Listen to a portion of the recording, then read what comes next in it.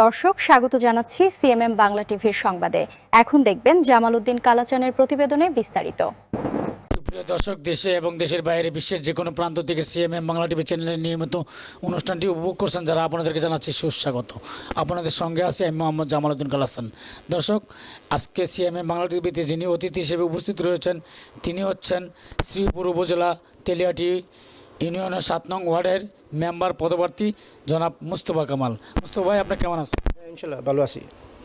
তো মুস্তফা ভাইয়ের কাছে শুরুতে আমি যে বিষয়টি জানবো, বিষয়টি হচ্ছে আপনার শ্রীপুর উপজেলা যে বর্তমানে যে এমপি বাচ্চু ভাই নির্বাচিত হওয়ার পরে বর্তমানে আমরা শ্রীপুর উপজেলার পরিস্থিতি কেমন, এই বিষয়টা নিয়ে কিছু কথা বল। পরিস্থিতি বাচ্চু ভাই খুব ভালো লোক। হ্যাঁ, খুবই অধ্যাপক ডাক্তার রফিকুল ইসলাম বাচ্চু ভাই খুব ভালো লোক। এর মতো ভালো লোক হয় নাই। টেলারি ইউনিয়নের মধ্যে সবচেয়ে ভালো লোক। হ্যাঁ, এলাকার মোটামুটি ভালো কাজ করতেছে, করবে, এবং রাস্তাঘাটের কাজ এবং আলোচনা করতেছে, কাজ করবে। খুব ভালো লোক। তারপরে আমি 7 নং ওয়ার্ড শ্রীপুর উপজেলা টেলারি ইউনিয়ন, আমি 7 নং ওয়ার্ডের মুস্তফা কামাল। আগামীতে যদি আমি মেম্বার হতে পারি এবং জনগণ যদি মেম্বার বান আমাকে, তো কিছু কাজ চালকার করব, কারণ দেশের জন্য অনেক কিছু করার জন্য আশা আছে আমার। এবং স্যারের সাথে বাচ্চা এমপি সাথে আদেশে আমরা চলতে হবে। দেশের রাস্তাঘাট এবং এই এলাকাবাসী গরিব দুঃখীর কাজকর্ম এবং তার যে দিছে, ইশতেহার দিছে, তা বাস্তবায়ন করার জন্য চেষ্টা করব। এবং বাচ্চু স্যারের এমপির আদেশে আমরা চলব। দেশের জন্য, গরিবের জন্য, গরিব দুঃখীর জন্য চেষ্টা করব চলাফেরা করার জন্য। এবং বয়স্ক ভাতা এবং এই ফ্যামিলি কার্ড এবং রাস্তাঘাটের কাজ। এবং কিছুদিন পর পর আমাদের রঙ্গিলা বাজার কয়েকদিন আগে ঈদের সময় অ্যাক্সিডেন্ট হয়েছে। ওই আগামীকাল 2টা অ্যাক্সিডেন্ট হয়েছে।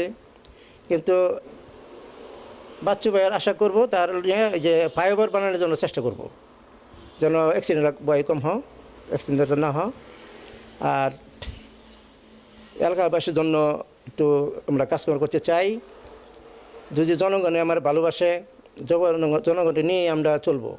এলাকাবাসী রাস্তাঘাটের জন্য এবং এলাকার জন্য, এবং এই যে রাস্তাঘাট, এই যে এই কাঁচামালে আরদের জন্য, আরদের মধ্যে যানজট থাকে, যানজট যেন মুক্ত হয়, আর এর চেষ্টা করা হবে।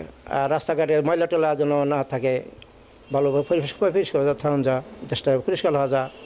রঙ্গিলা বাজার এবং মাওনা চৌরাস্তা এবং এমসি বাজার, অনেক চাঁদাবাস আগে ছিল, এখন কিছু কমছে, আরও কমবে ইনশাল্লাহ, ভালো পথে চলতেছে। আর এটি দমন করব। চাঁদাবাস সন্ত্রাস মুক্ত থাকবে, দেশ লাগতে হবে। আর এলাকাবাসীর নিয়ে একটা যুক্তিবুদ্ধি নিয়ে কাজ করতে হবে এবং বাচ্চু স্যারের আদেশে আমরা চলব।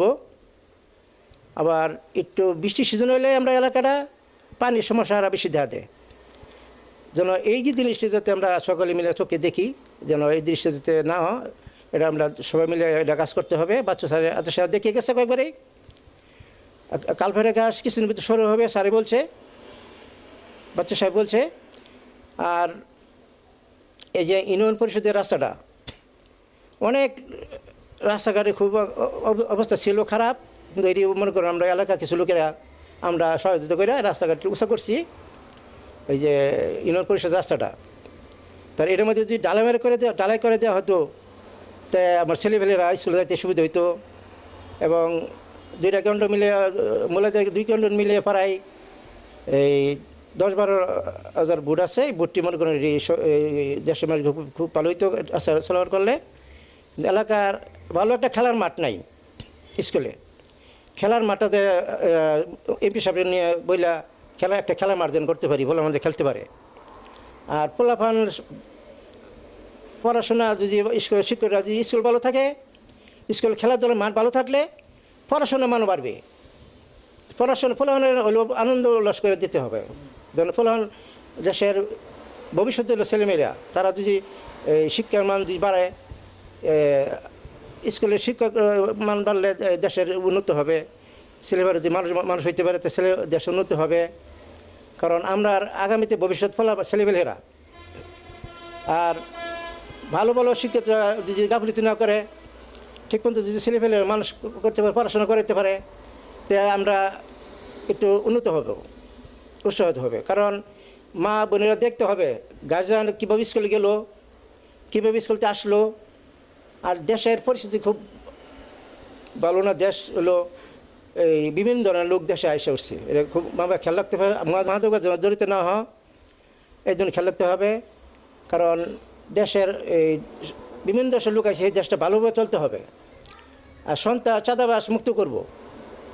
আগামীতে আমি যদি আমরা পাশে থাকতে পারি, যদি মেম্বার হতে পারি, আমরা গরিব দুঃখের সাথে আমরা চলবে।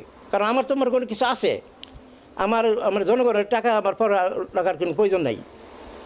আর সবসময় আমরা মসজিদ মাদ্রাসা এবং সহযোগিতা আগে তো দিয়ে দিতেছি, এখনও দিব। যা করে মসজিদ আছে আমরা 7 নং ওয়ার্ডের প্রত্যেকটা মসজিদে আমি কিছু না কিছু আমি চেষ্টা করে দেওয়ার জন্য। আর মাদ্রাসা কোরআনের আলো যেন আরও বাড়ে, কোরআন শরীফের পড়া যেন ইসলাম ধর্ম যেন আরও দেশ উন্নত হয়, দেশ যেন সুন্দর হয়ে চলে, ভালো চলে, সকলেই আমরা চাই। আর আমি আপনারা সকলে দোয়া করবেন, আগামীতে আপনার পাশে থাকতে পারি। যদি আমার ভালো লাগে আপনারা সকলে সহায়তা করবেন, আপনার পাশে থাকবো। আমি বাচ্চু ভাই আমাকে ভালোবাসে, আমি তার আদেশ মতন চলবো।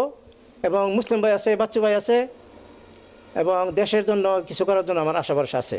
যদি আপনারা সহায়তা করেন, আগামীতে আমি পাশে থাকবো। কারণ এইটা আমার বক্তব্য আর কী বলবো, বলার মতো আমার কিছু নেই। সকলে আমার জন্য দোয়া করবেন, আগামীতে যে আপনার পাশে থাকতে পারি। সকলে আমার ভোট দিবেন যেন আগামীতে আমি মেম্বার হয়ে আপনার পাশে থাকতে পারি। সব আশা ভরসা আমি এই আশা ভরসা করতেছি, এটা যেন আপনারা দোয়া করবেন, আগামীতে আমি পাশে থাকতে পারি। এটি আমি শেষ করবো। আল্লাহ হাফেজ, খুদা হাফেজ। ধন্যবাদ মুস্তফা ভাই, সুন্দর কথা বলেছেন। তো মুস্তফা ভাইয়ের কাছে আরেকটি বিষয় জানবো, বিষয়টি হচ্ছে 7 নম্বর ওয়ার্ডে অনেকগুলো প্রার্থীর ভিতরে আপনি কি নির্বাচিত হতে পারবেন বলে মনে করেন এই 7 নম্বর ওয়ার্ডে? আমি আশাবাদী, যদি জনগণ আমার ভালো মনে করে তো আমি আগামীতে আমি মেম্বার হইতে পারি। কারণ জনগণ হলো সবচেয়ে বড় এই বোর্ডের মালিক, এবং জনগণ হইলেও সব কিছু হলো সহায়তা যদি করে তো ইনশাল্লাহ আমি পারবো। আমি যদি ভালো কাজ করতে পারি সকলে আমার ভালোবাসবে। আর খারাপ কাজ করি তো আমার কেউ আমার দেখবে না। আমি সকলে মিলে আমি দল বুঝি না, এলাকাবাসী যেন ভালোবাসে, সকলে মিলেমিশে আমি দেশের জন্য আমি কিছু করতে চাই। সকলে আমার দোয়া করবেন, আগামীতে যে আপনার পাশে থাকতে পারি। আমি মোস্তফা কামাল, আমি যেন আমরা সকল দোয়ার মাধ্যমে আমি থাকতে চাই। এটি আমি বিদায় নিলাম। খোদা হাফেজ। ধন্যবাদ মুস্তফা ভাইকে, সুন্দর কথা বলেছেন। মুস্তফা দেখা হবে, কথা হবে আগামী পর্বে। ভালো থাকুন, সুস্থ থাকুন, শুভকামনা রইল। আল্লাহ হাফেজ।